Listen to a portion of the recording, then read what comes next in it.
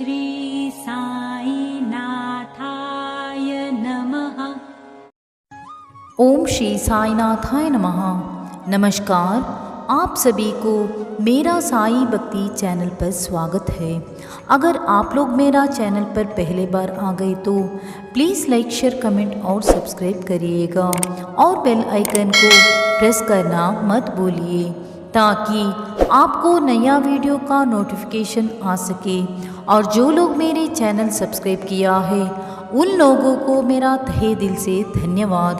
चलिए आज हम जानेंगे बाबा के तत्वों पर नियंत्रण के बारे में। एक बार संध्या समय शिरडी में भयानक झंझावत आया। आकाश में घने और काले बादल छाए हुए थे। पवन झकोर रहा था, बादल गरज रहे थे और बिजली चमक रही थी। मूसलाधार वर्षा प्रारंभ हो गई। जहाँ देखो वहाँ जल ही जल दृष्टिगोचर होने लगा। सब पशु पक्षी और शिरडीवासी अधिक भयभीत होकर मस्जिद में एकत्रित हुए। शिरडी में देवियाँ तो अनेक है, परंतु उस दिन सहायार्थ कोई न आई। इसलिए सभी ने अपने भगवान साई से, जो भक्ति के ही भूखे थे, संकट निवारण करने की प्रार्थना की। बाबा को भी दया आ गई और वे बाहर निकल आए। मस्जिद के समीप खड़े होकर उन्होंने बादलों की ओर दृष्टि कर गरजते हुए शब्दों में कहा कि बस शांत हो जाओ। कुछ समय के बाद ही वर्षा का जोर कम हो गया और पवन बंद पड़ गई तथा आंधी भी शांत हो गई। आकाश में चंद्रदेव उदित हो गए। तब सब लोग अति प्रसन्न होकर अपने अपने घर लौट आए।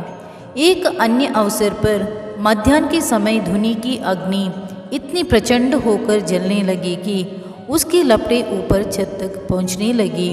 मस्जिद में बैठे हुए लोगों की समझ में ना आता था कि जल डालकर अग्नि शांत कर दे अथवा कोई अन्य उपाय काम लावे। बाबा से पूछने का साहस भी कोई नहीं कर पा रहा था, परंतु बाबा शीघ्र परिस्थिति को जान गए। उन्होंने अपना सटका उठाकर सामने के स्तंभे पर बलपूर्वक प्रहार किया और बोले, नीचे उतरो और शांत हो जाओ। सटके की प्रत्येक ठोकर पर लपटें कम होने लगी और कुछ मिनटों में ही धुनी शांत और यथापूर्वक हो गई। श्री साई ईश्वर के अवतार है। जो उनके सामने नत होकर उनके शरणागत होगा उस पर वे अवश्य कृपा करेंगे। जो भक्त इस अध्याय की कृपया प्रतिनित श्रद्धा और भक्ति पूर्वक पठन करेगा उसका दुखों से शीघ्र ही छुटकारा हो जाएगा।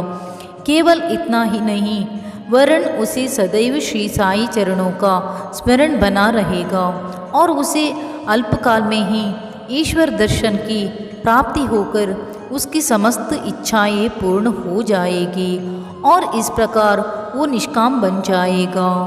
श्री साई प्रणाम। भगवान सबका भला करे। ओम साई राम।